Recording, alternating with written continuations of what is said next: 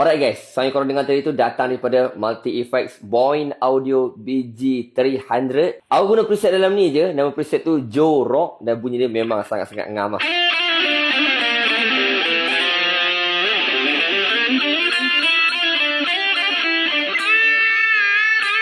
Aku punya setup untuk video ni, aku pakai Boyne Audio B300, M10W dan juga mic Boya ni je letak kat sini. Tapi nak beritahu dia punya preset Joe Rock ni bunyi dia memang best lah.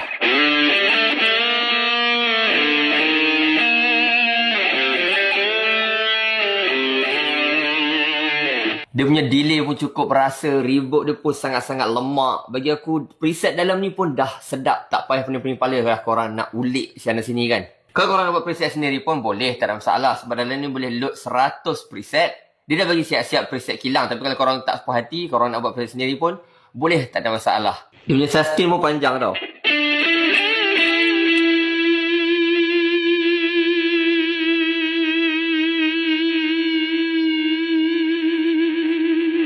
Panjangnya.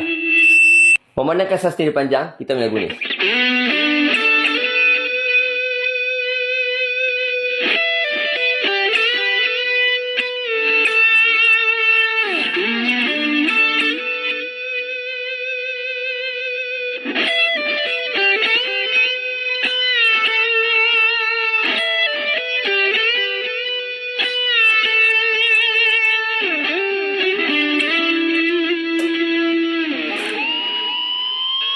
Dalam ni ada metronom, boleh control guna apps dan juga ada dual Bluetooth system. Mana kata korang boleh Bluetooth dengan apps dan juga boleh Bluetooth satu lagi dengan backing track. Dan jadikan sebagai sound card ataupun interface boleh just cucuk direct saja ke phone. Bukan tu je, siap ada 7 jenis drum loop yang korang boleh main dalam ni. Yang tak tahu tau, preset orang kapak pun ada dalam ni.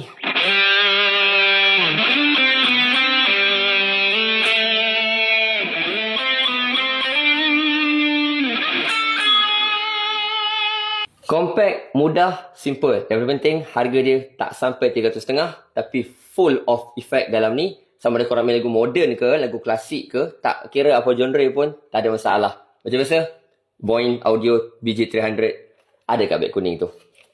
Mantap.